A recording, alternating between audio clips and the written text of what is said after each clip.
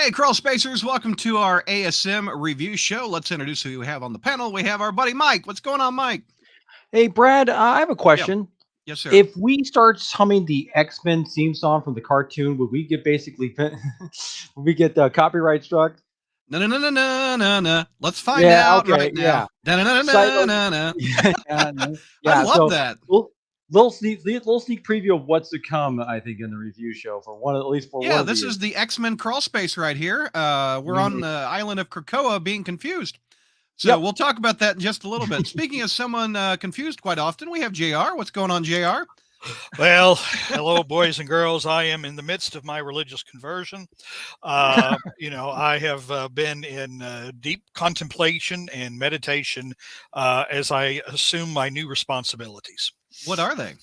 Well, I'm high priest to the Church of Paul. Oh, the Church of Paul. Yes. In Paul we trust, right? Absolutely. Yeah. Instead of suck at JR, it's suck at Chi-Town, all right? Yeah, it's nice to have somebody else to yell suck it to, Yeah, I know. And we also have Tyler. What's going on, Tyler? Hey. How are you, buddy? What do we got on tonight? Is that a ASM 317 shirt? Oh, yeah, it's the McFarlane. Yep. McFarlane with all the Good choice. symbiote on it. Good looking shirt. I love it. Mm-hmm. And we have, looks like a Marvel Legend lizard over your shoulder. Yeah, classic Ditko. Classic. Wait a minute. With Whoa. Stegron, Is that Stegron? Is No, that Steg? No, this is Armadillo. Oh, I'm Oh, sorry. like Armadillo. Okay. Oh, George will be ticked about that. Yeah. I just saw a Look, foot. I thought it was. they'll make a Stegron eventually, a new one. They should. They should. They Make it will. look They kinda will. like If we got Armadillo, we're gonna get Stegron. I know. Come on, Swarm Armadillo, just waiting to happen. We also have Sarah. What's going on, Sarah? How are you? Oh, I'm so fantastic. I've been staring at this new book I got all day. Oh, look at that. The ASM 100. So Tell me happy. the deal. What in the bag. you got it at a Las Vegas convention, you said? Yeah, there was a convention over this past weekend, and it's called Amazing Comic Con. And I went as Spider-Punk, of course, and asked every single comic booth that was there if they had Amazing Spider-Man 100. Found one and got it for $120. Ooh, that's a good price. That's a classic too. It looks like it's in good shape too. Yeah, it's Awesome. it's in pretty If good memory shape. serves, is that the one where he gets the 6 arms at the end? Yeah. Yeah, there you go. It's a classic. Mhm. And someone I am very happy to talk to in 2022. I've missed her a lot. We haven't seen her on the show since the Christmas gift exchange. We have George. No, I'm just kidding. We have Ashley. What's going on, Ashley? How are you? Hey, We I'm miss you. great. I'm starting to realize the little prank you pulled on me with assigning me issue number 903. And Yeah, that, you haven't been reading for a while, and let's give you a crappy X-Men book. yeah, and so I stayed true to my word, and I'm like, you know what? I haven't, for various reasons, haven't been able to catch up with Spider-Man at all year. So I'm like, it'll be really funny instead of cramming however many issues of Spider-Man to catch up in the past year Right. that I've missed out on. I'm just going to go into this completely without context. And of course, Brad gives me the random crossover issue.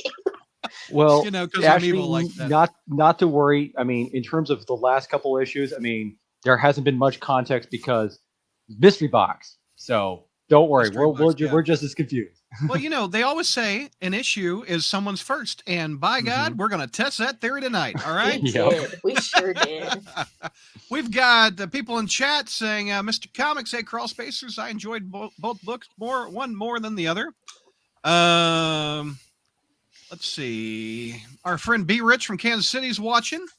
No Paul tonight, JR. I'm with Chi-Town. He doesn't want any Paul comments. Gary starts singing the theme song from the front. Yeah, whoa. I shouldn't. Shouldn't have Paul save Mary Jane at the end of 903. Brenton says, hey guys, glad we could catch the new show. All hail the Church of JR, says Gary in the Frozen. In Paul we trust. My first time watching the Crawlspace podcast live. Thank you, Alan. This is amazing because I have no idea who Paul is. It's we don't the- either, actually. Actually, it's the dude that Mary Jane has 2 kids with. What? Yeah, exactly. Yeah. What? Well, that'll make you Newsflash. go on a I back was Here's issue. the going to thing, make we a joke don't- at the end of we- and the thing is, 903 we're not about actually the sure- responsibility thing, but okay, I was more on the mark than I She got a thought. couple kids. Yeah. One looks just like her. We have Yeah. AJB. Says Sarah. Let's see. They could have at least given you a deal and sold the ASM for $100. Yeah, that's true. You could have gotten 100 for 100, but I think you got a good deal. Let's see. Hey, JR, does your church need a bishop? Well, we're talking about X-Men, so might as well just talk about Bishop while we're here. Mhm. And Hornacek loves Ashley reaction to Mary Jane has a couple kids with a dude named Paul. Technically, and here's the thing, technically, we're not even sure if they're actually even Paul's kids. We're not even sure if they are kids. So that ought to That's the tell you. thing. We don't really know. Yeah. It's, So, on the cover of issue, what is it, 902? I always get the number. Issue 8. Mhm. 902, it has Spider-Man on a goblin glider, and I wonder who is going to review that issue. By God, JR, haven't you been wanting this for years? Norman to be on a glider on a cover, and Norman helping Spidey? Well, no, but no, I mean, but we'll just see how it works. You know, All right. we'll see how it Take me works. through it, JR. All right, all right, all right. Okay, boys and girls. Now, last issue, we know that the Vulture's granddaughter has to be one of the most clueless, isolated, self-absorbed little twats. Whoa, good God, JR. Hold up. Coming in strong. Because it took Spider-Man and not the staggering amount of media that we have here in the first quarter of the 21st century. It took Spider-Man to tell her that her grandfather was a murdering piece of crap. Either that or it was just a convenient plot device for the lack of any other that came to mind. All right. Now, anyway, like a true narcissist where nothing is his fault at all, the Vulture goes screaming after Spider-Man in a largely Bendis-like minimal dialogue narrative for the last 5 pages of the prior issue. He slices Spidey's web shooters off and sends our beloved wall crawler spiraling down to his death. Now, well, of course, because we have never, ever, ever, ever seen an issue with Spider-Man plummeting to his death. Ooh, ooh, ooh, yeah. We're all on the edge of our seats. Yeah. All right. Wondering if the next issue will be The Amazing Paul, #1. All right. But surprise, surprise, surprise. Spider-Man has another trick up his sleeve, or actually around his waist, as he pulls out some web cartridges, breaks them, and because the web fluid is under intense pressure, which, you know what, how does he do that? You know, have we ever seen how he actually crams all that web goo into one of these little cartridges? I don't think I've ever seen it. I don't know. Maybe it's best that we don't know. Anyway, a big old web glob forms in front of him, and combined with the mass of trees, his momentum slows down just enough so that he doesn't become so much bloody hamburger meat on the ground. Oh. Well, the Vulture is still as mad as a senior citizen who is told that his AARP card does not entitle him to any damn discounts at a particular establishment. And he grabs Spidey and takes him up in the air again. And, you know, in the first of some good lines, I actually like some of the dialogue in this story. Spider-Man gets off a good line when the Vulture tells him he told his granddaughter was a murderer and he's filling her head with lies. And Spider-Man says, "Aren't you currently trying to murder me now?" Never mind. I kind of like that. I just was. He I said, could "Shut up." I can imagine Pee Wee Herman saying, "I say we let him go." Well, the Vulture is just not listening to logic today. All right, and he hurls Spider-Man into a chimney. And Spider-Man goes, "Oh, my ribs! They haven't hurt this bad since Maximum Carnage, when I talked about him every issue and even pulled up my shirt so Captain America can see him." So That was 30 years ago. My ribs hurt this bad. Yeah. So Peter calls the one man. He knows he can count on in a crisis. Mm-hmm. The one man who will drop everything to come to his rescue. the one man who will somehow still survive into 2099, even though nearly 30 years of 2099 continuity has never even so much as hinted that he survived all that time. Norman Osborn. Yeah, That's not our friend. Now, it's not our hero, Norman Osborn, because No? as we learned last issue, there's another, but that's a story for another time. We'll save those jokes for another time, okay? Because anyway, so Spidey is screaming at Norman, "Send the suit! Send the suit!" Well, golly, Peter, I can't, because I can't send it to you because you don't want me tracking you. All right, never mind that. Bring it to me. The Vulture's going to kill me. No can do, Peter. Guess you're screwed. Send my regards to Harry when you see him in the afterlife, or maybe his clone if you see him too. But anyway, by the way, JR, look at the hair on Norman right there. Look, it's looking awful good today. That's got a good hair day. Hair. Unlike near the end of the Spencer run, where they actually gave him normal-looking hair, or an Ultimate Spider-Man where he had normal hair. That's not Norman, or even worse in the MTV cartoon where he was a blonde. This is Osborn hair. Anyway, but Norman is going through a crisis because he's sticking his phone. It's like I can't do it, but he cracks, smashes his phone. Oh boy, Norman. You're going to regret doing that because you're going to have to go to the Verizon store and spend at least 45. Well, first of all, you got to get on their list for them to talk to you, all right? And then, second of all, you got to stand there for about 30, 45. Find a phone. Norman does not care. He'll steal a phone. You say that. Well, you say that like he doesn't have like a drawer of phones he pulls out. Or he could. There's like his stress balls. He has his stress phones. Yeah. Or he could just buy Verizon itself and just get phones that way. Hello, Mr. Osborn. How can I help you today? He's got a drawer like Miss Shields or whatever in Christmas Story where she had all the little pranks kids pulled on her. He just has a whole bunch of. Well, that's the 13th one this month. All right. Well. So, real quick, Hornacek wants to know what Norman has on his home screen on his phone. What Norman has on his home screen? Yeah, what do you think you would have? Oh my Lord, that's a great question. I never even thought about it. Pumpkins. Yeah. What? Well, normally I would have said like a picture of himself as the Goblin or whatever, but as we're going to find out, he's trying to disassociate himself from that. So, I don't know what he would have now. Maybe puppies. Maybe he's what? My Little Pony. He's going to be a brony, because he's so trying to disassociate himself from the Green Goblin. He's going to be a brony. Brenton says Gwen from Sins Past. No. You haven't been paying attention to I just look like Newman in Jurassic Park. You didn't say the magic word. No, that was all a thing put in his head by Mysterio. So I like what Neil says. I own Verizon. Well, anyway. So Spidey knows that he has to get to Oscorp. He knows he has to get there. No help. So, he's got to go there for his new PlayStation skin. So anyway, he lets the Vulture grab him, and then he uses his acrobatics to flip over on top of the Vulture and steers him to the Osborn building and crashes him into it. Excuse me. Excuse me. Starting to talk like he starts steering the Vulture. It's steering the Vulture into the dog, crashes him into it, and he gets off another good line. Well, I think you broke my fall there, Adrian. All right.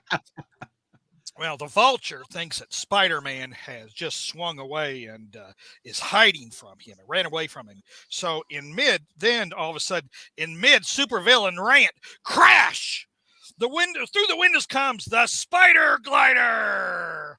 Oh, hold on. I had the picture, but you have an action figure. Let me see. Oh my God. Oh my gosh. You have a bendable Spider-Man on a Goblin glider. Yeah. Here comes Spider-Man on the Goblin. Woo, of course. And this just absolutely, flummoxes the Vulture. He's never when your seen kids were little, you didn't have the spoon and you said it's Spider-Man instead of the airplane going in the mouth with the spoon. Did you go, Spider-Man's on the glider or Goblin's on the glider? Eat your applesauce. I should have done that. Spencer would have been the perfect one to do that too. So, but anyway, so Spider-Man's AJB says JR is an absolute legend. Keep going, sir. So anyway, this is like Dr. Tongue. Want to see a 3D effect? Anyway, some of you are too young for that. I understand that. Anyway, so Spidey on the glider. He throws a variation of pumpkin bombs full of little robot spiders onto the Vulture, and they get in his eyes, and his Spider-Man hops on the Vulture's back, and the glider changes into a jetpack. I don't have one of those, though. And Spidey is now really flying, and he hurls the Vulture into the chimney, sending him on a well-deserved nap, and no doubt a severe concussion. So, right on the head. He's done. Anyway. So the Vulture wakes up. Spider-Man has webbed him up. He's harmless now. And he and Spidey have a little heart-to-heart. And Spidey has to give old Vulture a little reality check that if he wasn't a murdering scumbag in the first place, his granddaughter wouldn't have found out he was a murderer. Bum, bum. Well, of course, the Vulture just, it doesn't get through to him, and he's just going to have to live with the fact that he didn't kill Spider-Man, but he beat him so much that he's going to hurt for a month. So, okay, now that the Vulture's taken care of, Peter's got another score to settle. All right. So he flies back to Osborn. Oh yeah, he flies back. He's on the glider again. All right. You're loving that too much. So he demands to know, were you trying to get me killed out there, Norman? And Osborn tells him, no, I wanted to put on my green and purple ensemble with the little purple pointed booties and fly out on a glider and get you. But, it's like a drunk who's sworn off drinking, or a heroin addict who's sworn off snorting, or a crackhead who's sworn off the smoking. Everything's fine until he falls and takes that first drink, that first snort, or first smoke. So, Peter, if I had gotten on the glider, that would be like goblin crack. And I'm not talking about my ass. So,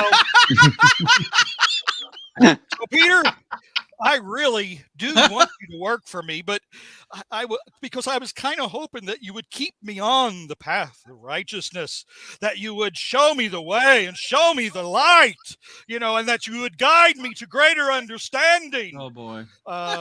But there's just too much bad blood between us. And besides, there's 2 crossover events before I even show up again. So the audience will probably forget that I hired you in the first place. Norman, Peter says, I can't believe I'm saying this, but I believe you. I love you, man. And if the job is still available, Peter, you're hired. All right. 6 months ago, Peter Parker was asked to remove himself from his place of residence. That request came from his committed relationship partner. Deep down, he knew she was right, but he also knew that someday he would return to her. With nowhere else to go, he appeared at the business offices of his greatest enemy, Norman Osborn. Sometime earlier, Osborn's daughter-in-law had thrown him out of his own company, now renamed Alchemax, requesting that he never return. Can 2 former superpowered foes share a work environment without driving each other crazy? Nobody's getting the joke. God damn it. Anyway. I didn't. I'm sorry. The Odd Couple. Yeah, I got you. All right, Norman. Man. Of course you like it. Norman Lear wrote it. You like Norman's. Oh, man. Okay, there goes that joke. Boom! Into the trash. All right. Well, boys and girls. Yep. That was Amazing Spider-Man number 902. All right. Before we get your grade, I got to get chat. Chat's loving you. Great job, JR. JR does his own soundtracks. Give JR a Tony Award. Give JR his Oscar. That Love You Man deserves praise. And the other one, JR got me crying. Well, if you don't come out of one of these episodes emotionally touched, then we have failed. And Neil goes, this is where you belong. JR throwing his own joke in the trash. sometimes you just got to admit when one just didn't work. I Oh, dude. honestly really thought somebody out there would have recognized. I'm the oldest one here, along with you. That was the opening narration to The Odd Couple. Felix Unger. 6 months ago, Felix Unger was told to remove himself. That request came from his wife. He goes to his best friend Oscar Madison, who was thrown out by his wife, who requested blah blah blah. Oh God, that show was on in the 70s. A lot of people weren't born in the 70s on this show. 28, Jr. Well, oh come on! There's videotape, DVDs. There's Me TV. Excuse me, what was that format you first said? DVD. No, you said videotape. You said VHS. You said VHS, yes. All right, JR, you got a bromance between Norman and Spider-Man. They shake hands. He's murdered his girlfriend. I know. He is a sucker. What is your grade, sir? Well, that would go off on a different course of conversation. But I gave this I gave this issue a B, solid B. I thought it was very entertaining. Okay, all right, Mike. Let me hear your grade.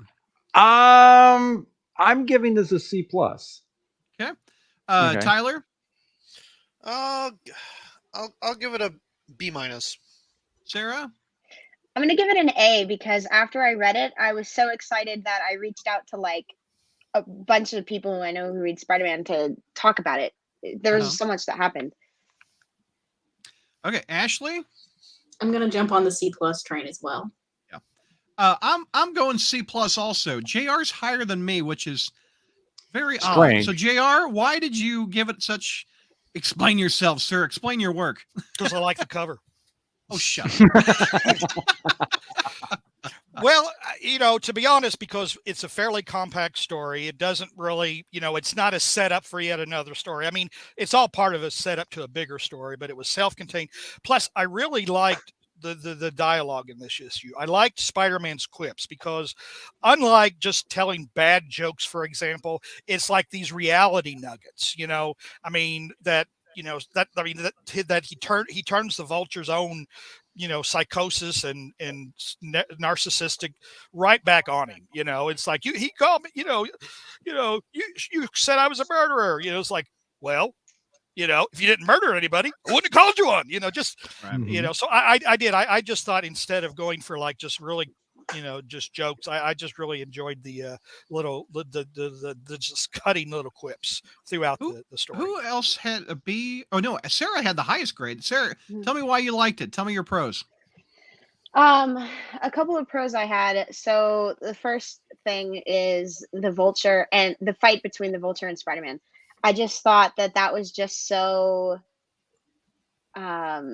intense that when it resolved the way it resolved, I was like, okay, so like Vulture's all webbed up and good to go. But then it was cool because he got the suit from Norman, and I didn't think he would actually take that. I thought he would just do what he had to do to persevere and whatever and beat Vulture. But I thought it was cool that he took that from Norman and then came up on Norman like, why wouldn't you help me out? Like, why would you expect him to help you out in the past? Like, that didn't make a whole lot of sense. But I just loved all of that altogether. Tyler, what was your grade again? B-.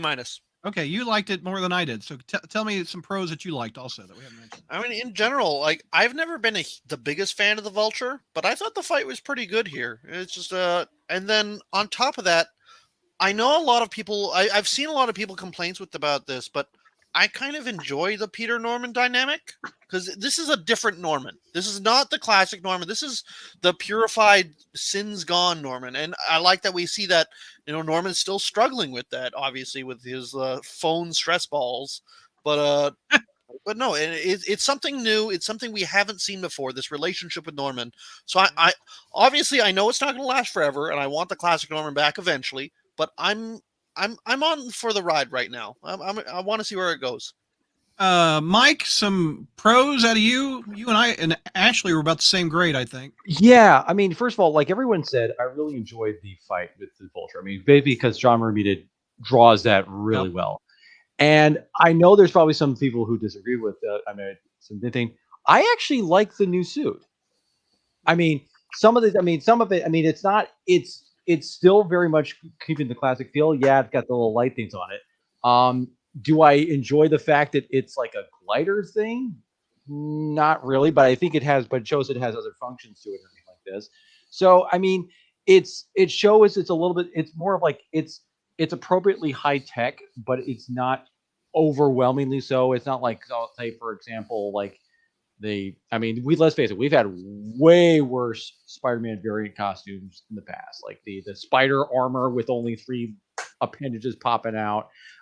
We've also had like all those different suits that he had during Big Time and everything else, and even that other one. What do you think he can do emojis on his face? What do you think of that? That was a little odd. I mean, hopefully this is just a one-time thing and everything like this. I mean, granted, I'm saying that there are certain functions about this thing that we see in action that are not exactly. I'm like, it's going a little overboard. But I think that in terms of the look of it, like what it's trying to get across, like it's trying to think, I think it works for what it's supposed to be, and I think and it's not. And again, it's still the Spider-Man costume, but it's not like it's trying too hard to look like something else and everything like for example, that thing when he was with Parker Industries suit, for example, that weird day glow kind of thing going on. It was all that sheen to it.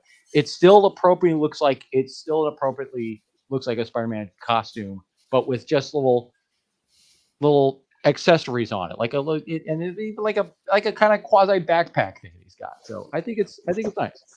Real quick, while we're talking about the suit, may I submit to the court of public opinion? I've dubbed this variation of Spider-Man Peter Pumpkin. Yeah, I could see it. I like it. Yeah. Yeah. In chat, I forget. Someone wants to know everyone's thoughts of the new suit. Gary in the Frozen asked that.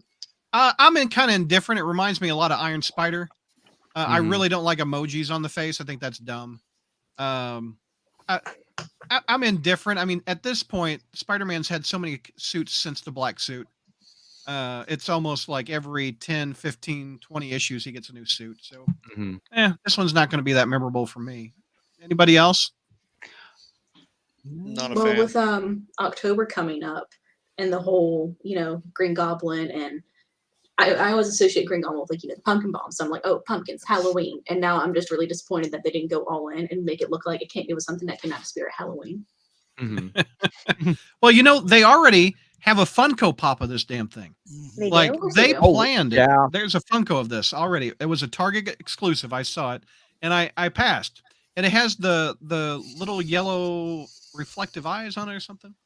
I want Spider-Man's head to look like a pumpkin. Well, I have noticed in general, there seems to be a big push for sort of branding like that. Like not only this new suit, I've seen this new suit in games already. It's been on phone games, but then also with the Spider-Verse stuff, Spider-Rex has like how many toys already? Oh, I know, right? Then, so out of and then with Beyond, they're just pushing up like a ton of Spider merch with everything going on right now, and it's just kind of weird that they've never pushed this hard before. So like a copyright thing. Well, they're creating new IP. They're trying to copyright every single iteration possible. They're making new Spider-Man toys and action figures. And yet we still have no Willem Dafoe Green Goblin Funko Pops, action figures, nothing. No Toby or Andrew Spider-Man. That's a snub. I mean, it's like, how big would a Funko Pop, 3 Funko Pop? I know they're going to do 3 Funkos Spider-Man with different costumes, but how cool would it be if the Funkos had their mask off and slightly resembled Toby, Andrew, and I'd buy that in a heartbeat. You don't ever buy Funkos very much either. No, I got a few. I mean, I got a few. I got 3 Spocks. But you can't see 3 Spocks. That's funny. And I have a Green Goblin and a Hobgoblin. Any other pros that we've not mentioned before we move to cons from JR? About the suit, I do like that. I assume that's where the bombs pop out on his arm. Yeah. I love that idea of how he can just pop it out, grab it, and throw it, regardless of what it is. I'm sure he'll come up with more tech to go in there as we keep reading. But I also really like the spider itself, as how it matches that. It reminds me of a big what's the Slot's last arc with the Alex Ross deal where it lights up, only this time it's yellow. Yeah. What was that story? I can't even think of it. You're thinking of Parker Big Time? Parker Industries. Yeah. It looks like Parker Industries suit with the light up spider. Yeah. Well, not a fan of the glow. The glider thing kind of reminded me a little bit. I mean, I think like I said, the glider thing is a bit much, but I think it reminded me a little bit of, if you think of the Spider-Man PS4, PS5 game now, where he has that kind of like that White. drone thing that kind of goes with him. Mhm. It kind of has that sort of like that kind of feel to it a little bit. It's more of a drone. It's more of like a drone that. Yeah, it's more of like a drone. Oh, there you go. You here, hold Yeah. on, Sarah. I'll pop you up. There you go. It's so Yeah. cute. What do they call him? Droney, or what was it in the movie? As a spider bot. Spider bot. Okay, got it. I need to find that right now. Oh, Gary says look JR at Disney. has never given his thoughts on the suit. You liking the suit? You know, I don't. I would say I don't. I don't dislike it. You know, it's slightly like and again, this is an original thought. I forget who said something like this. It's not offensively different. You know, it's a little derivative of something else, but it's not so bad that, you know, it's slapping you in the face.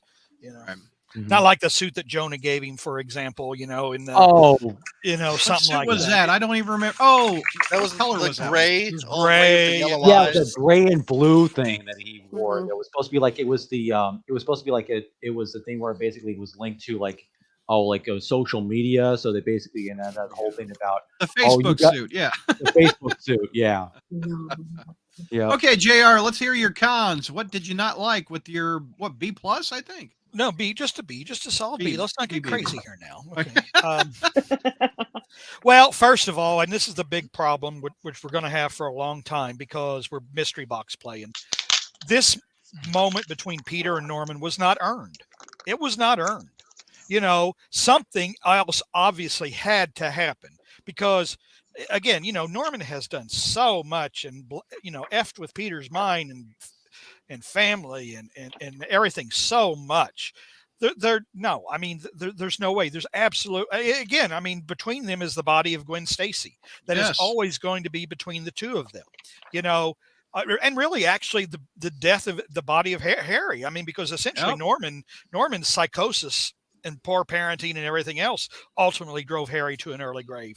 So yeah, this moment's not earned at all. And, you know, it's one of those that, you know, I don't want to wait until, you know, here's the thing. I don't want to wait until you know, this future story that's going to be told. And my guess is probably if Zeb Wells had a story in mind, they probably said, oh no, let's save it for Golden Goblin #1 or something. You know, let's sell something else instead of try to tell an honest story. But I would still say that probably is the number one thing. Yeah. The number two is a real quick one. I just want to say at the very end, the very last panel, I know that Peter has been through a fight, but for some reason his face looks worse than just beaten up puffy face. It just doesn't look right. Peter Parker's face, you say? Yeah, at the end of the very last panel. I got you. Oh yeah. I can pull it up. Okay. I mean, you expect it to be, There you know, go. That swollen. panel? Yeah, I mean, you expect it to look swollen or whatever, but you know, it looks like in a way he needs to go to the dentist too. You know, I mean, it just doesn't look He's right. got an extra little bend in his jaw there. Yeah, so you know. All right. Can I go real quick for the cons? Yeah. 3 of my favorite characters are off. Norman. First of all, Peter Parker's off in the fact that he would never shake Norman's hand. He would never. He should not, and he makes the reader think he's a sucker and a dumbass for doing it. That's my biggest con. The second thing is, how many times in 60 years has he fought the Vulture? And this is the first time that he gets one past him. It seems like he wanted to lose that fight. Like it seems like the Vulture just took him out too much. And what was the third one? I had a third one. How about the fact that Peter's actually begging Norman for help? Yes, there it is. That's exactly that right. Was my Peter does not one, beg Norman Osborn for help. That is not the Peter Parker I know. He would Norman Osborn is the last person he would call for help. And those 3 bullet points took me out of it a bit. That's why it's one of the lowest grades until the next issue of the storyline. It feels off. And JR, I'm surprised it doesn't feel off for you. No, it is off. That's why I said everything that you said is kind of wrapped into my number one complaint that it's not earned, you know. But you gave it a B anyway, so you like. Well, again, I like the writing, I like the dialogue, I like the quips. You know, I mean, it was a nice, brutal Yeah, but I do agree that the Vulture shouldn't have gotten the drop on him so quickly. No, after You all know, these I years mean, of fighting him, come the on. Vulture shouldn't have. It's. But be that as it may, I sat there and I said, "Gee, I kind of like this story," which doesn't happen very often. So, but yeah, no, there's still a lot of problems with it, but that's kind of part of the whole tapestry of what's wrong with this arc It right is. now. Other cons, what else you guys got? Mainly, it's just I can't help but think when I was reading this issue and how the relationship and the dynamic between Peter and Norman in this issue, I can't help but think when Norman first said that, oh, his sins were purged, how Peter didn't actually believe him during the Nick Spencer run, and basically, literally, just basically almost beat him to a bloody pulp, basically because of all the frustrations that Norman put him through over the years. So to read this, like both you, Brad, and JR, both of you were saying, it doesn't feel right. It's like this is even if Norman is being sincere, there is almost like I do not see a scenario in which Peter would ever kind of let that part go about all this history about like you were saying, JR. There's no way Peter would just compartmentalize that and just kind of forgive it. The other thing too is also the thing about Norman's reason for like oh I didn't want to do that because I'm afraid to put on the goblin suit, basically like taking like a good analogy by the way about taking a drink, and then we're getting the golden goblin in a couple of issues later, and it's like, oh, so yeah, you can't help it. I mean, granted, you're kind of looking at ahead there a little bit, but it kind of feels like when does he ever need help fighting the Vulture? Right. I mean, come on. Yeah, and the other thing is too, exactly where I was at too. Also, if you're really, I mean, yeah, if you're trying to avoid the goblins themes here, Norman, maybe you shouldn't have designed a Spider-Man suit with a lot of goblin-esque themes to it. Yeah. Just saying. I mean, so I just felt that the excuse that he was saying that he didn't want to basically felt like, oh, if he put on that did the glider thing again, then he would just relapse or everything like this. Well, he's going to relapse anyway, but if he puts on that golden goblin suit, and coming up, so yeah. Ashley, some cons out of you. What did you not like? You basically touched on every problem I had, just mainly that it felt really artificial, the intensity of the fight with between Peter and the Vulture. It just where he's like, oh my god, I might actually die, I think he said at one point. Yep. And I'm like, hey, you're fine, honey, you're fine, just walk it off. And calling up Norman all desperate, begging him like, oh my god, I need you. I'm like, no, you don't. You're fine. Artificial. Yeah, I agree with you. It's very artificial. Yeah, it felt like the intensity of the fight and the stakes for Peter were really drummed up to make it seem like it was tougher for him than it actually should be, and all to kind of force him closer into that relationship with Norman. So it was the plot demanded it, and so that's why the fight went the way that it did, and stuff like that just gets annoying. I'm also I get that Vulture's a bad guy. He can't. Of course, he would jump to this conclusion about how oh, my granddaughter doesn't want anything to do with me because I'm a murdering scumbag. That's your fault. I'm like, I've seen too much narc logic in real life. I see that in media, and I'm like, I'm repulsed. I don't care if it makes sense. I'm just like, don't like it. I like what you said about the plot demands. That we hit slot on that for years, where it doesn't make sense narratively to have these actions happen, but the writer says, you know what, it must happen. It doesn't seem earned, or it seems very forced. It was. I just gotta throw the writer a bone. It wasn't nearly as bad as Slot because I didn't feel blood leaking out of my ears as I read it. So or your kitten ears up there. Sarah, did you have any cons? You gave it an A, so you really liked it. Well, in addition to some of the things that have already been said, this is a little thing. I thought it was awful convenient that Spider-Man was able to get that he was in that close proximity to get the suit from Osborn. I'm like, oh, okay, if that's not because plot, I don't know what else that could be. But then this conversation got me thinking, would Norman really build Spider-Man a spider suit? Do we believe that as well? Just like would Peter ask Norman for help? Well, presumably it had something to do with whatever happened in the 6 months. That's the reason why that's why Norman built the suit for in the first place. I think Norman would build one to mess with him. Yeah. But I don't Yeah. think you build one to help him. But Yeah. So it's interesting to think about that. Mm-hmm. you got any other cons, by the way, Sarah? Nothing I to don't. really. Okay. Tyler, yeah. what do you got for cons that we haven't said? I don't really have anything to add other than for me, I really hate the suit. I know you guys said it's not that different from the normal one, but for me, it's just gaudy. It's like Spider-Man put a bunch of Christmas lights on his costume. It just looks terrible. But they're Halloween lights. 'Tis the season. Yeah, Oh, yeah, Halloween do lights. that. it's too. not something I'll I'm a give you fan of all. It's I didn't seasonal like Spider-Man.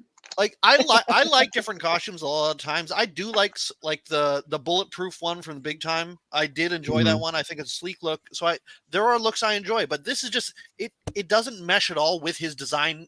It's just completely here's glowing lights in the middle of the normal Spider-Man outfit. I'm not a fan of it, and obviously the emote face is stupid. Oh And then- god, It's that really was, increased my demand though for seasonal Spider-Man costumes now. I really hope when Thanksgiving rolls around, he has like a turkey or pilgrim themed one. yeah. Not like the buckle hat. Arbor on, Day make it happen. Spider-Man. Yeah. We've got Columbus Day Spider-Man. Veterans we've Day got- Spider-Man. St. Valentine- Patrick's he Day has little Spider-Man. hearts on his face. Yeah. Yeah. I Like love little it. Maybe they Sam- could like rain Sam hearts. Rock. Yeah. If he has a St. Patrick's Day Spider-Man suit that has his There is Spider-Man shape. untapped potential here. Oh, you're printing action figures. You're printing money, Ashley. Disney, love call it. me. And on top of that, obviously, I think he didn't need the suit to beat Vulture. Like he doesn't Come need goblin bombs of spiders to beat the Vulture. He's never needed those before. So that Maybe Moreland. Maybe someone out of his league. Maybe the Hulk. The Hulk. He could be fighting Or the Hulk. Juggernaut. The Juggernaut. He doesn't need a freaking suit for Vulture. He fought the guy in issue 2. He's been kicking his ass for 60 years. How all right. old is Adrian now? Well, if he was in his 50s and 60 years ago, he's 110. He's like, yeah, he's got to be pushing. He's like a nonagenarian at this point, practically. It seems like. Are we done with that one? Should we move on to a better issue? Well, then we better not do the next one. Better? You're gonna have to wait another few weeks, Brad. Oh, I know. Next week, actually. All right. Ashley, you don't know probably anything about Krakoa. I don't know Jack, or should I say I don't know Paul? Well, you married him. You should. I sure as hell don't know Paul. No, you don't know Paul. Yeah. All right. Well, here we go. Take me through issue 903, please. So diving in, the cover, I immediately know that I am in for it. We have Peter Pumpkin saying, should I be as scared as I am? And Wolverine down there in the corner says, more, bub. And it's almost as if it's a warning to the reader, specifically to me, who has not read Spider-Man in over a year now. I think the last I read was during Spencer's run at the beginning of Norman's redemption arc, after the whole sins thing. And he's, turned over a new leaf. And that was where I left off. And thanks to Brad's little prank on me here, I just dive into this where we open with Red, we also have a sticker on the front that says X-Men Hellfire Gala. So I kind of spent a few minutes just kind of ogling that, being like, is this like when you go to the bookstore and they've got like all the stickers on the different editions, like I got some Ernest Hemingway books from the Hemingway house last week, and they had a sticker on it that says like from the Hemingway library, and I'm like, is this like some sort of, this is the collection and this is like a special edition, like what is this doing here? And then I realized, it's a crossover event. Thanks, Brad. By the way, we can't gloss over what you just nicknamed Spider-Man, which is Peter Pumpkins. Peter Pumpkin. I absolutely love that nickname. That's pretty Peter cute. Pumpkin. Peter Pumpkin. It's we all have our gifts, and nicknaming Spider-Man variations is mine. Yeah, Peter Pumpkins is it. So we jump into the Hellfire Gala, which is kind of aptly named because as I'm reading this, I'm like, I'm in hell. Peter stuffing his face with some pastries, and we're just getting a recap here of we're at the Hellfire Gala. It's in Krakoa. It's the hottest event for mutants in the entire world. What am I doing here? That's funny. And apparently Wolverine invited him as a prank. He's like, haha, pranked you, bud. I invited you to a party. I don't get it. So he's but the reason he's here has something to do with MJ, who's got like this skinky little neck wrap that we learn more about as we go on. But then we get an interruption in Peter's narration here with additional internal dialogue, and I was very confused here until I think later on I realized this is Logan's interjection because they had the same styled thought bubbles. But I'm like, oh my god, has Peter like, what has happened this past year? Did his consciousness split? Is he like Deadpool now? Is this his conscious? Is this an alter ego? Like, does he have multiple Peters in his head now? What is going on? And then we get a recap page, which I thought was like, oh, here's what happened in the past few issues. It's not. This is literally just the recap to try and catch us up with the event. It's terrible. And I have to scroll in because I can't. It's a full page spread of just all these random panels where Peter's going around just interacting, schmoozing with different X-Men and, cracking jokes with them until he finally, I guess, gets to why he's really here, which has to do with MJ. She was tapping out Morse code or SOS and Morse code on her glass, which that's what I do when I'm at a party. Everyone's talking and kind of like in their own little circles. I'm just sitting there like just with my ears out listening. Is like MJ's got her own little ASMR video here, tapping her fingernails on her glass, doing that whole bit, and just suspiciously sounds like SOS because that's just what I'm always listening for. But that was what Do she we was know doing. Morse code? Can anybody do the SOS? It's what short, long, short. Okay. I Well, if you ever need that at a party, Ashley, you got it. Apparently, so if I don't have fingernails though, so I'll need to Oh. make sure I have like some press-ons or something on me. Otherwise, I guess I'm just gonna get choked out. But Peter, when he hears that, apparently went swinging in and tried to rescue MJ from the necklace. And she has is from Moira McTaggart. Yep. Which is one of the most, I guess, stereotypically Scottish names I've ever heard. Moira McTaggart has like her magic hand that she wrapped around MJ's neck to control her. Her mind is contained in this necklace, and that she's doing like some sort of mind control, avant-garde haute couture fashion thing that looks really good with her dress. So like good on you, MJ, for turning this hostage situation into like a fashion opportunity. She did a really good job with that. I give it a solid like 9 out of 10. But when Spider-Man tried to intervene, Moira decided, I'm going to Paris now. Peace, and opens up a gateway and pieces out. And Wolverine stops him from chasing after her because he sent Grey Crow in to keep track of MJ being controlled by Moira. That is all in one page. That's a lot. We're 3 pages into. We're not even 2 pages into the story, and I'm stressed out. I don't even know this mutant either. This gray dude. I've never even heard of him. Grey Crow is you probably know him better if as another name called Scalp Hunter. If you ever read the X-Men on like the nope, not ringing bells. No. Okay, he was one of the Marauders along with Sabretooth back in the 80s or 90s, like basically when they had back when so they, instead of calling him Scalp Hunter, they call him Grey Crow now. So. And he's self-described later in the issue apparently as a mutant and guns. So that's all we need to know about him apparently. More recently, he was in Zeb Wells' Hellions, so of course it's good. Yeah. Lord, we got another page backstory to get through. Hang on. Mm-hmm. So we come out to these people. I do not know who the people are, and like I'm not that great with the X-Men to begin with. I have no idea where I've been in the past year. I feel like I have been. I don't know. This is an alternate Spider-Man dimension here. I kept better track of what was going on during the original Spider-Verse run. Mm-hmm. But they're basically saying, hey, we got to go save MJ. And Wolverine comes back with like, oh, it's okay. I've got an EMP. That's all we need to disarm the magic hand that's controlling her.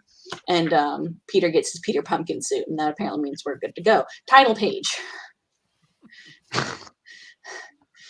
And I'm like, okay, good. The title page generally has like a backstory that shows like, okay, here's where here's kind of like the summary of the current plot and where we are. So what do we got? I got 6 months ago, Peter Parker did something.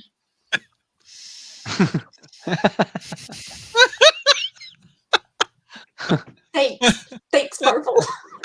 I feel so in the loop. Not user friendly for this being your first issue, is it? It isn't. It is not. This is a terrible first issue. I have no idea what's happening.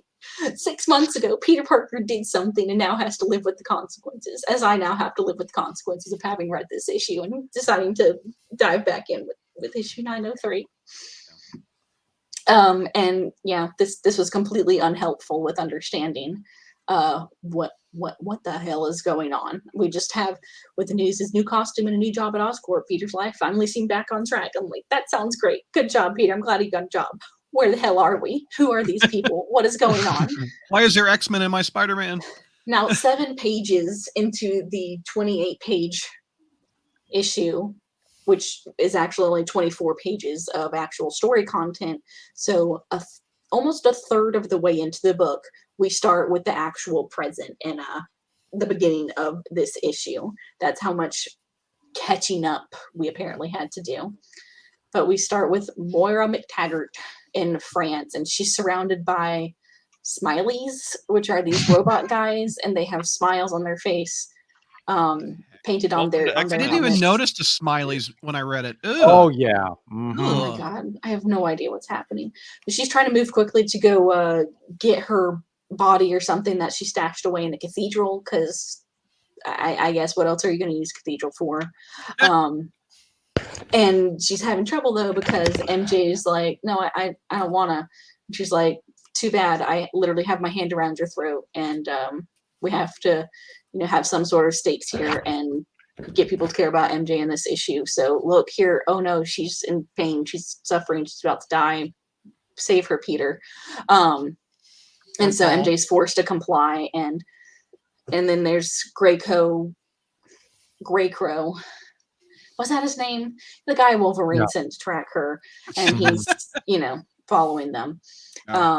Cutting back to Spider-Man and now it's Peter Pumpkin and Wolverine. They find Gateway. He's an established character, right? I just got to check. Yes, he is. Another holdover from the 80s X-Men who basically when they were in Australia. I do remember that. Mm-hmm. Okay. I thought as much, but I'm like, I don't know what's going on anymore. They could drop anything on me at this point. I have no context for anything that's happening. But they use this guy Gateway, whose power is to open up teleporters, and they use him to teleport themselves to Paris. And we get this great line. He says, as they're jumping through the portal or being teleported right into the smiley guys, Peter shouts, "Up high, up, shark!" I've read this 3 times and I don't understand. Is shark an onomatopoeia? Is that what it is, or what shark? Is it? Shark. I don't know. I thought it was electric. I thought he was trying to say Shazam or something, and it didn't quite work. I don't know. And like he got knifed in the throat or something as he was trying to call upon the powers of Shazam. Yeah. I think that's the robot getting electrocuted as he punches him. Yeah. I think you're so. right. Yeah, it's not coming from Peter. It's the robot. Up high, Shazar. Oh, he gets punched and gets. So the smileys have a little like catchphrase, "Up high," and he's gonna say something else, and it's shark. God. The famous battle cry, Alan says, Shazark! By the way, B. Rich says, JR, wake up. Actually, I'm trying to catch up with the story here. Oh, yeah. Good luck, JR. So they're dicing their way through these robots, and I guess some of them are actually people. I can't tell. Are they people?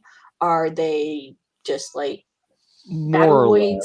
Because Wolverine's like, oh yeah, I know your rule. I won't slice them and dice them. I'll actually be gentle with them. But then Peter's like, oh yeah, actually, never mind. I'm going all out on them. Ram. Consistency. We love it. Mhm. As they get through them, they're finally able to get their bearings and decide, okay, Peter wants to go after MJ and go save her immediately, but Wolverine says, no, we gotta wait. And I don't like this panel. Like, the art is good, but I hate Peter's pose. He's got like the most "but mom" kind of like posture here. But what he's trying to say, like, Mary Jane's the most important person in my life, and you want me to wait? I'm like, you look like, I'm sorry, Peter, honey, you look like a teenage girl squaring off with her mom who just told you can't go to the mall. Like, what is this? What is this? But Wolverine, why? Basically, why does he I look want to like go to that? Spencer's. I need some Hot Topic in my life, Wolverine. I don't understand.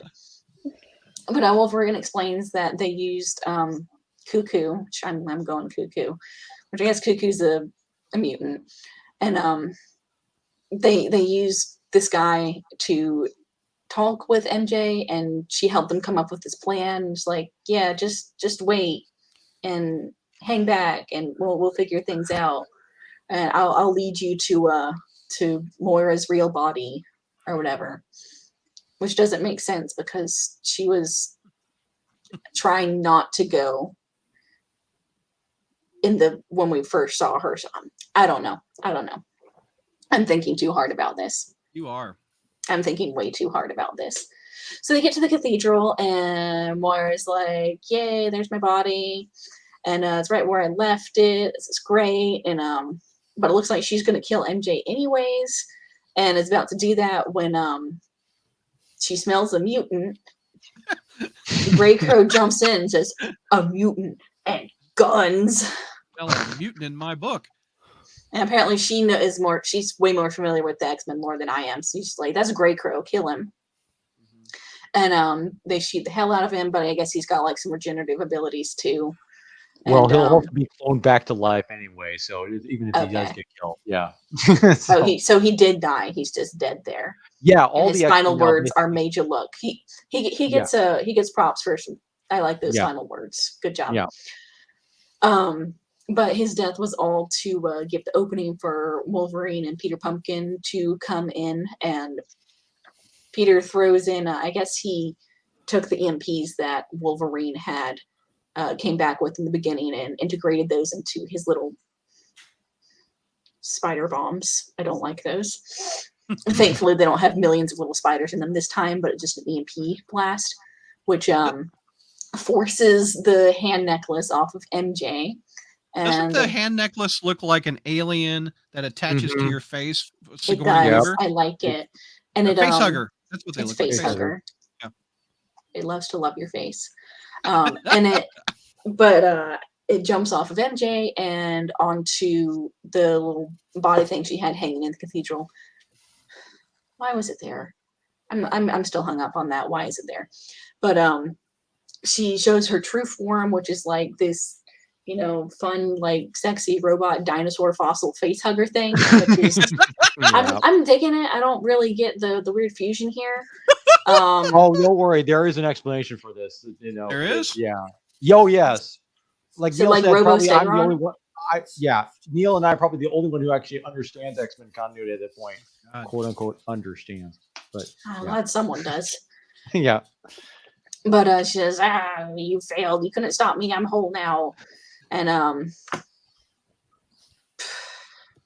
she goes to attack MJ and try and kill her. And Peter, of course, runs to cover her with his body and intervene. And it looks like she's just stabbed him in the back. And MJ has like some amazing emotional reaction time here, because the second that he's getting apparently stabbed in the back, she's already got tears in her eyes. She's ready.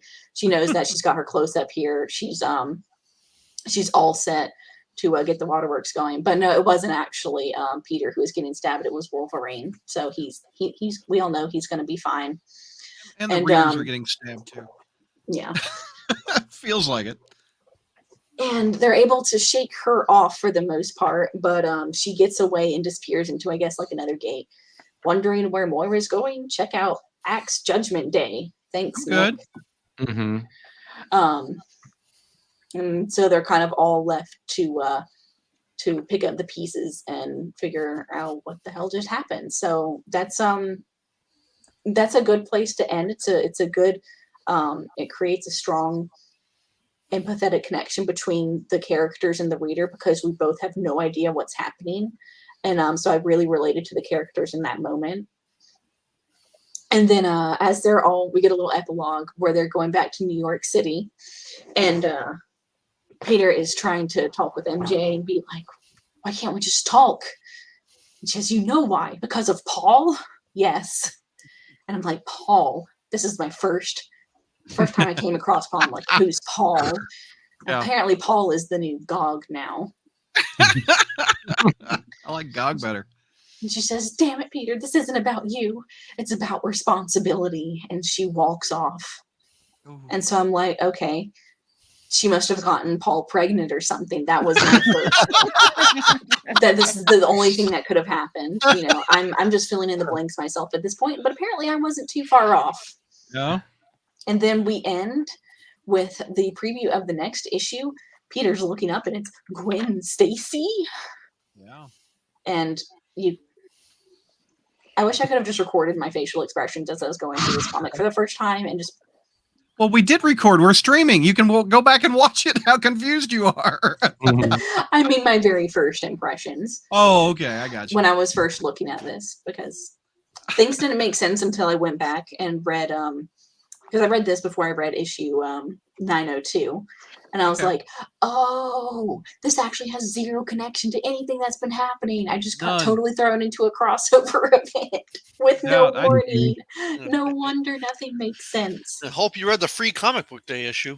Oh, yeah. You did not, I imagine it. No, I didn't. Yeah. Okay, No, Ashley. this will be I'm entertaining. curious. You said a lot of good things about it. What Did would I? your grade be on this thing? That's a D plus. It would have been a D, but I'm like, in fairness, I haven't been reading for a long time, so I'll boost up by a half grade to account for my ignorance with the context and the setting at this point and the story so far. So it's a D plus. D plus. Okay. Let's go around the horn. Sarah, what's your grade for it? A D. Okay. Tyler. This is a D. Mike. D minus. JR. Well, let's talk about the cover. Oh my God. No, I got to go with the D like everybody else. Holy cow. I'm going with a D, almost a D minus, but the art is the only thing that didn't put Only it on saving an F. grace. Except for that one decision to draw Peter in that pose. Brad, there is actually one other pro about this issue. I'm curious, what is it? As a crossover, it's only one issue, so that's good. True. It was only done in one. Man, it was okay. Ashley, if there are any pros, I think my favorite moment was when I read the title page and it said 6 months ago Peter did something. I like that. Still don't know. It was a great moment to kind of like step out of my body and watch myself and be like, yeah, I deserve this. Marvel's mocking me. Wow. Like they're mocking me personally. They are. Like that'll teach you to be away from Spider-Man for so long. Exactly. Here we go. Here, we got chat with grades. Alan gives it an A plus for the Paul reference. Mr. Comics gives it a C plus. Alan gives it a D plus. Adam gives it an F minus. Neil gives it a C. F plus out of Tevia. F minus. D out of Ryan. F minus. F minus minus minus minus. F minus from Adam. Wow, it's pretty universal. It's universally hated. Mm-hmm. And any pros? I think we were all D's. it was around, aesthetically pleasing. I liked the design art. of Moira McTaggart and her little face hugger fossil thing. I thought she looked cool. Mm-hmm. Sarah, did you have a pro? Yeah, I like that Wolverine's in the book. That's about it. Yeah. I like Wolverine and I like Spidey teaming up with him, but my God, get him off He Gilligan's literally Island. got stabbed in the back. Get him off Gilligan's Metaphorically, Island. too. I'm so over it. I was talking to Neil, who's in our chat. I have been buying X-Men for 30 years, and this is the first time I've dropped them. I can't deal with it. I don't like 15 X titles I don't like them all on Gilligan's Island. I don't like that they're rebirthed or they die and they get better. I'm just over that storyline. Mike, you're reading it too, aren't you? X-Men? Yeah, the thing is, I will say this. I mean, when Jonathan Hickman stayed on, it basically revitalized X-Men, and it's like, which he did. I mean, it was like a breath of fresh air after we got all that stuff. But then after he left, and he clearly wanted to end this story before he left, but no, Marvel kept on insisting to go on. So a little bit of context here. Moira Taggart was used to be a human, turned out to be a mutant who could basically reset time like Groundhog Day every time she died.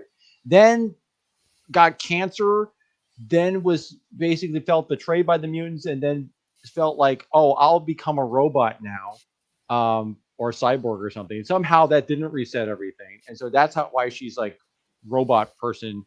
Oh, Mary Jane, apparently her Aunt Anna has dementia.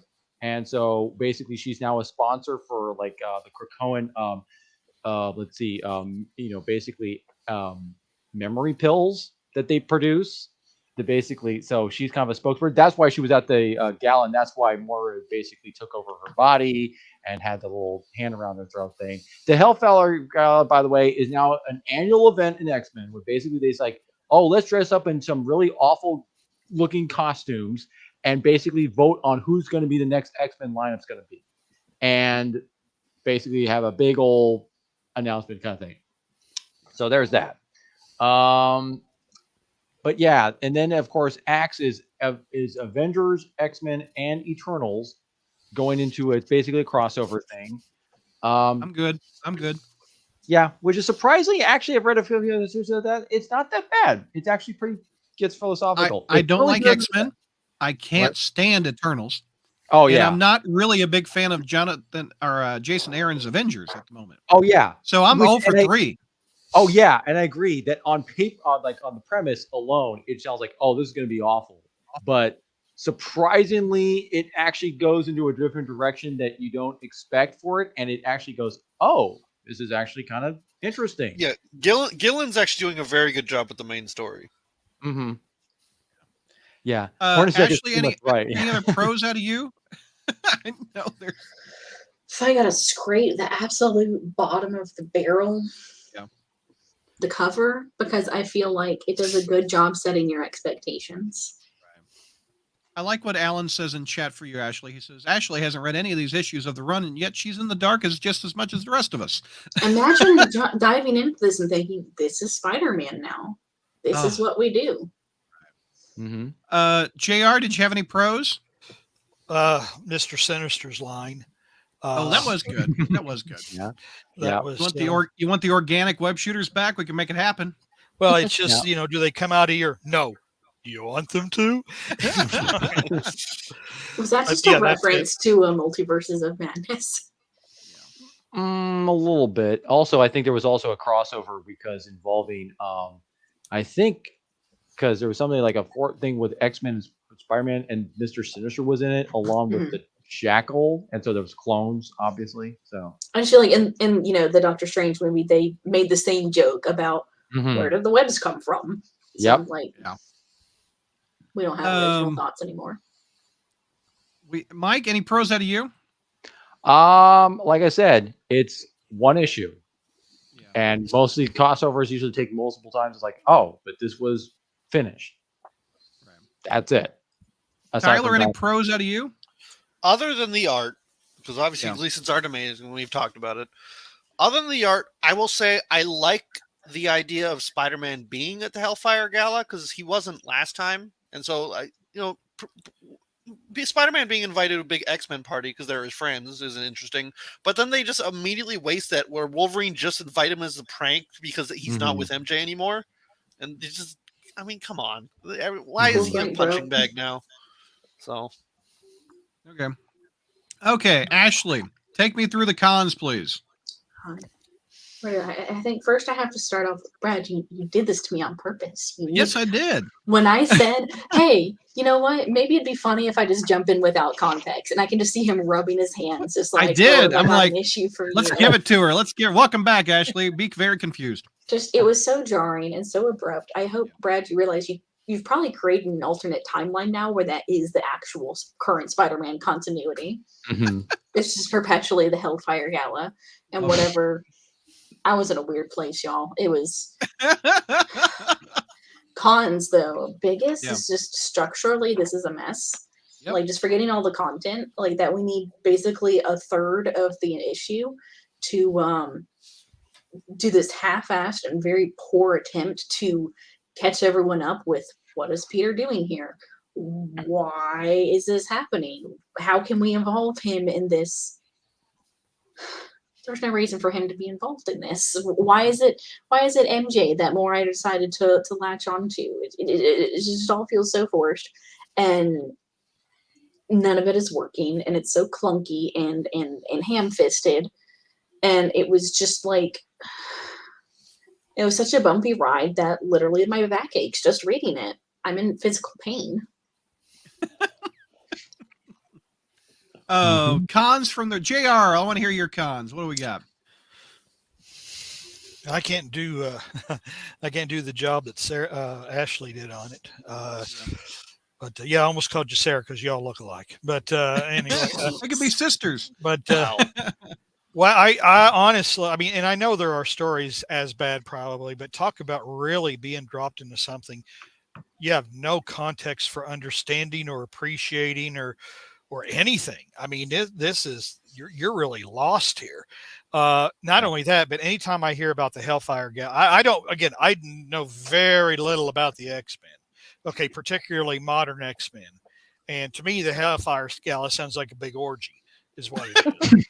I mean, to be honest, I mean, just the way people talk, it's like, just like, why are we here? Why are we? I don't. But it's something that happens all the time, right? Mike, didn't you say it happens every year or something like that? Or? Yeah, it's not going to be. It's not like they started it actually last year, and then they put it started again this year. So they're trying to make it an annual thing, as long as everyone's on Gilligan's Island, basically. I mean, do people actually buy this? Really? I mean, but yeah, not me apparently anymore. so. It's an excuse. It's also an excuse for the artist basically to do basically create new ugly costumes for all the characters to basically wear for this one-time thing. So yeah. But yeah, so it's like a red carpet, but for X-Men. Yep, exactly. I can see the appeal. Yeah. Sarah, cons for you?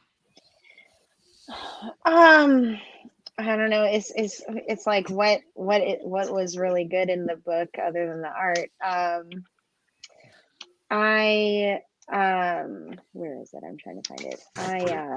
At the end when MJ walks away, it's just like, I just want to know. I want to know what happened. We all want to know what happened. The whole book was confusing. It didn't make any sense. We go from last issue to this issue. Nothing it ties in or relates at all. It's just an abrupt change, and I'm out. Yep, I agree. We haven't heard from Tyler. Cons out of Tyler. Just that, like out of everything, obviously I'm not the biggest muty guy. There's some mutant stuff I like, and I think in the beginning the Krakoa stuff was interesting, but I'm pretty over it now. And just Moira suddenly being a robot out of nowhere, and just I don't like any of that. And I keep Spider-Man out of X-Men, please. But the big thing for me is, I said in the beginning of this run when the solicits were coming out, we got that cover for issue 2 with MJ and Peter like turning away from each other. And I said, this is going to be the make or break issue, because I like just looking at the cover alone in the solicit, I'm like, that's going to determine whether or not I keep buying this book. The explanation for them not being separated. And then that cover didn't even happen. And I didn't get that answer. There's an apology from Lowe in the letters pages about that. I saw too. Yeah. And so now we're how many issues later, and they're just kicking us in the crotch again with this, and they're dragging this out. And I'm so close to dropping this book because of this. Like, I just want to know why, just so we can get over with. I don't care. I fully think they're going to put him back with MJ. They're going to give some insane explanation for why MJ is the mother to some other guy's kids. But it's just, I'm so done with this. I want it to be done. It's draining my will to read this book. I like what Michael Reed says in chat. George seems like the smartest man in the world with an issue like this that he doesn't have to read. There's another question from Gary in the Frozen. What did Mary Jane mean at the end with her responsibility line? It's got to be the kids. That's the only Paul thing is that pregnant makes and she's sense. the father. Yeah. The father. I thought it was the kids. She's Yeah. Paul's pregnant. She's the father. And But she has even- to take responsibility. But yeah, even with that, even with the kids thing, it still doesn't make any sense. Like, okay, yeah, you're obviously there sticking around. I think the subtext is you're there because you want to be there for the kids. One of whom who looks exactly like you, and the other one who kind of looks like Peter. Who knows what? So But, to test my understanding here, so she's with Paul. She's in a relationship with this guy. Yeah. They're like together, and she's doing it for the kids, presumably. Is that Right. Is that like I'm basically up to speed there? Yeah, but again, 6 months have passed. Has MJ ever heard of the concept of co-parenting, and that Exactly. generally, if you stay together for the kids, it goes terribly? Ashley, you need to know that the kids are like 7 or 8 years old. That's And great. 6 months have passed. Oh, that doesn't sound horribly familiar at all. yeah, and exactly, and actually, you were touching exactly on my very point, because why do you have to be with Paul in order to raise these kids? That's like MJ, you're a modern woman. You can understand that you can amicably, successfully parent children with one man while actually being in a relationship with someone you're happy with, and that's much healthier for everyone involved instead of forcing yourself to agonize through all of this mess, apparently. Mr. And so Comics says Peter and Mary Jane's kids from Brand New Day. She was pregnant at the time of the deal with the devil. I don't. There you go. I'm not sure that's even going to be it, because Mephisto's the father. Well, here's the thing. All we know is that Peter and MJ were going to be living together, and then some dude showed up, like basically in a halo, and says, "Oh, something talking about the road that played the blood." We then jump to a point where Peter's in a craver, looking like he's about to ready to basically pass a big giant load from eating too much burritos or something, basically in a giant cradle in Pennsylvania. Then it jumps to 6 months later, and then we get this stuff, and we have no context for any of it. And because the whole thing is like, oh, you got to find out exactly what happened there. Jesus Christ, Marvel, this isn't freaking irreversible. Yeah, right. Like, Mike, did we get cons out of you before we wrap it up? No, not yet. Okay, let me hear 'em. Here's the thing. Now, I actually got a lot of the context of this thing, and I still hated it. I can kind of I can forgive the fact that this is like a crossover with the Hellfire Gala I'm not really interested in. I can forgive the fact that, yeah, we got this whole thing where you basically requires you to actually read the Hellfire Gala. It's not that interesting. Some parts are, but then other parts are not. I can also forgive the fact that even if you do know the context of this thing, you still don't really get half of what's going on.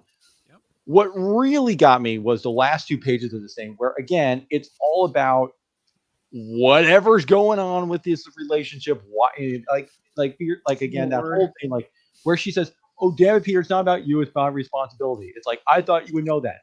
Yeah, great. It would be nice if we did get some context there, because it's one of these things that it falls into other big trope that I absolutely hate. It's about like when the characters actually know what's going on, but the readers don't, and they say, "Oh, can we talk about this?" He says, "Well, I know." He says, "You know why?" And it's like, yeah, but the readers don't. We have forced intrigue. Yeah, it's just like my biggest pet peeves. Yeah, it's like, because again, we're dropping, like you said, we're like, if you felt lost in this thing about dropping the middle of the thing, even those we've been reading this thing Zeb Wells from the beginning, we still don't know what happened, what's going on. Mystery box. Mystery box. What is this, Attack on Titan? Is this the friggin' basement all over again? Yeah, probably. Yeah. That's why I stopped reading Attack on Titan. I'm like, stop dragging it out. Stop with the. That's not how you write intrigue. You don't be like, oh, just moving the goalpost and the answer's over here. The answer's over here. It's just leading the reader by the nose like they're a friggin' horse and expecting anyone to be excited by it. Like, I hate it. Yeah. And the last 2 pages pretty much spelled exactly one of the really bad reasons why this was a huge mistake for Zeb Wells to try to basically put this in media res storytelling thing that he tried to do and try to as a means of generating interest, because now you're still in a situation where, like, again, at some point you're going to have to go back and explain all this stuff. Yeah. Before we get the full thing. It's like it's not in medias res if it needs a third of the book to be catch up. Mm-hmm. So from what I'm hearing, this would have been so much better if the entire story of the issue had just been one issue of Peter going to the Hellfire Gala and riffing on everyone's outfits. Yeah. Yeah, that would have been a more fun issue. And it would have got what they wanted, which is a tie-in. Yeah. As opposed It's to look, not everything needs to be high stakes melodrama. Sometimes we can just sit back and bitch. Mm-hmm. Very true. Mike, you got anything else that you didn't like? Any other comments? Jeez. Well, let's see. I mean, I did like the thing because and again, it's just one of these things where my biggest annoyance was just the fact that again, it's all this stuff. But yeah, but even as like a tie-in thing, and even they're trying to even the helicopters are trying to build this up. It amounted to nothing. It was just like, well, just basically another fight because trying to lead into another event kind of thing. It's just at least it was. Speaking of, Marvel sent over a preview for next week's issue that's coming out. Let's pop it up. Look, we're tying into Axe. So this is an Avengers Eternals X-Men, another X-Men tie-in in your Spider-Man book. We're still got Gwen Stacy on it. So let's take a look at the preview pages that Marvel just sent over. So we have a guest artist. John Romita Jr.'s gone. Zeb Wells is still writing it. I still can't get over the phrase. 6 months ago, Peter Parker did something. Oh, did it still have that? Me too, Peter. 6 months ago. Me too. I did something 6 months ago, too. So, Ashley, you know how this past issue caught us up on the Hellfire Gala. Now, this is catching us up with dialogue after dialogue after dialogue of a newscaster telling us what's happening in Axe. And so Spider-Man is hearing it and listening on his phone. And guess who he calls? Norman. He calls Tony Stark. He was like, what the hell? I'm getting a crossover again in the issue. And then Iron Man catches him up. And Neil, help me with Axe. They woke up an Eternal and they have 24 hours to get judged. What? Okay, well, I'm not Neil, but yeah. So what happened in Axe is basically they found out that the world found out that the mutants can basically just revive themselves. This got the Eternals all upset because, hey, we should be the only ones to do that. So they decided to try to wipe out all the mutants. And the Avengers got involved, like, oh, we got to stop this. So I know, we're living in there. So the Avengers are living inside their current headquarters is literally the body of a Celestial. Right. And so Tony Stark and his infinite wisdom's like talking to also with the other Eternals, like, hey, what if we actually revive this thing? That way we can basically stop the Eternals and everything. Well, here's the thing. Once they revived this Eternal, the Eternal's like, yeah, I've been looking at basically humanity, what you guys been doing, and it's like, yeah, you've got 24 hours before I basically decide to judge this planet, or decide basically whether or not they're going to destroy it. Oh, and I can relate to that at this point after reading this issue. Yeah. Oh, and just to give you an idea of how judgmental this Celestial is, he looked at Captain America and basically says, yeah, you're basically a failure because you basically everything you've basically tried to do as a herald of your country kind of thing. Yeah, you've been fighting this fight for how long? You've been and nothing you've done has actually gotten better. So you're basically thumbs down for you. And Cyclops, yeah, you basically can tell like it is. So thumbs up for you. So Peter in the preview says, okay, Tony, so if someone who should be dead shows up and stares at me in a very judgmental way, I'm probably not crazy. And Tony goes, in this particular instance, no. Why do you ask? Oh, so we have Gwen Stacy with a Cyclops eye over here. That is the Celestial taking the her Celestial form. is showing up as visions for everybody around the world. Well, so the Celestial is sending an image in Peter's brain, and it looks like Gwen Stacy. Yep. Yes. And that is the preview for next Wednesday's. So not even the Celestial can let Gwen Stacy rest in peace. Yeah. And can't give her a different outfit either. Yeah. So basically the whole issue is going to be the Celestial is going to try to judge Peter Parker whether or not he's worthy or not. Basically, again, because he's trying to judge like every single person. Yeah, that sounds pretty bad, man. That sounds like another D issue. I'm calling it now. Okay. I love when comics like stumble all over the awareness of the limitations of their own genre. Yeah. Right. Like, yeah. oh, look, these people are all unworthy because they're not allowed to actually, grow and change and develop because we have to keep publishing issue after issue for year after year ad Mhm. nauseum. Mhm. All right, let's wrap it up. Tyler, give me a final thought on these last 2 books. I don't want any more mutants in my Spider-Man comics. Yeah, no doubt. Same. Sarah, final thoughts. Less tie-ins, please. Sounds like we're getting more next issue. Denied, Sarah. You get more. Ashley, final thoughts on this very confusing comeback tour. I have to go to bed tonight. Yeah. And then wake up in the morning and remember that I read this issue. Oh, that does suck. That Someone who good forgets old things Parker quite look. often. Let's go to JR for the final thoughts. See how I Spider-Man on a glider. Pretty pumpkin. Here, spin them all around. There you go. Yeah, that issue was an A compared to what we just read. Mike, Yeah, final Well, like thoughts, right. sir. Goosebumps theme, and we've got our Halloween tie-in. Yeah. Mike, final thoughts. Well, if you thought these comics were kind of a letdown, don't worry. We got our Patreon exclusive stuff. Yeah, look at you, segue, my man. There, well, you might actually have some somewhat decent comics to read. And Yeah, you've probably got, some worse than the ones we actually read, but I will leave that to Coming up at 9:00. Mhm. Mike's here. We got Sarah going to talk. We got Tyler. Neil's going to join us, and we're going to review a lot of these books. Amazing Fantasy 1000, All Out Avengers. I've not read that. Tyler says it's hot garbage. We'll get We there. got Spider-Man 2099 Exodus. 2099 Norman fighting Miguel. JR, does that make you excited? Well, I've already read it. It didn't. But Oh, but Boy, JR. Sorry, go on. no. I was about to say 4 issues. What were the first 4 issues of this thing about? Holy cow! Nothing. I burn stole them, but I mean, it was all just like treading water. Running in place until this issue. We've got the religious New Fantastic Four. 3 issues of that. We got Venom. Tyler will tackle. We got Carnage. Spider-Punk. Our biggest Spider-Punk fan I know is Sarah. She'll be tackling that. And we've got some Savage Avengers, etc. So patreon.com/crawlspace. You will Brad, check it. rewind for a second. Religious Fantastic Four. Oh, Yeah. yes. Yeah. Are they like Mormons? It's No. It's Mr. Damn it. Priest. Yeah. it's Or Father Priest. Yeah. Father It's Priest. basically- His last name is Priest. Father Yeah. Priest. It's Yeah. Has, I it, don't has, know. there, basically has like- anyone been exercised yet? Not good. yet. They're getting a We'll lot stop of recording. exercise, but They're not getting close. exercised. Yeah. And Because look, it is JR, involved. Does the comic need to be exercised?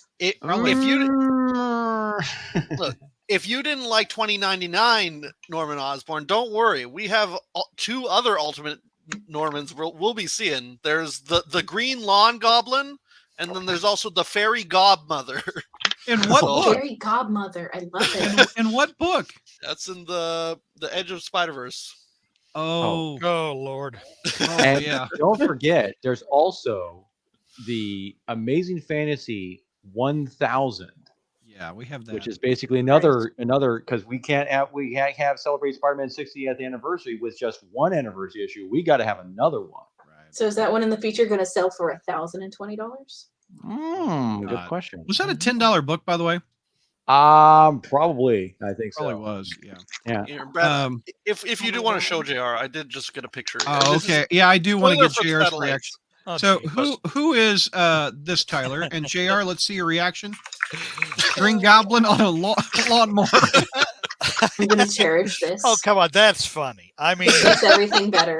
that is. I mean, come on. That's amazing. That is funny. Look, he's got a sweater vest. Yeah. Oh, like that makes me feel so much better. I'm like, I have to go. I have to wake up knowing that Yeah, I read issue that's the 903, Green but I also get to Goblin wake up and and I saw that. Pete Spider-Man is Spider-Man. Also, along with the Patreon show that's coming up in just a few minutes, JR and I will be back tomorrow night for Count Them 4 Spider Histories. We've got September, October, November, and December. The rest of the year we're recording in one night. And we're tackling some classic books called Spider-Man.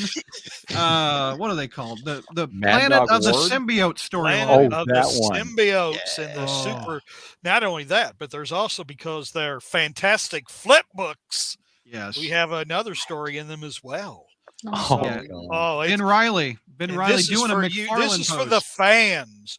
You Oh, man. asked for it. Yeah, the fans did I ask don't for it. ask for Also, we're anything. wrapping up December with the Mad Dog The Ward Mad Dog Ward, yeah. for Christmas. Just in time for Christmas, we take you to an insane asylum because you demanded it. So, all right, Can we say everybody. that the writers are victim blaming fans at this point? You asked for this. Yeah. Now we're doing the same damn thing. All right. We will be back in just a few minutes on patreon.com/crawlspace exclusively. Thank you all for watching. It's been a blast.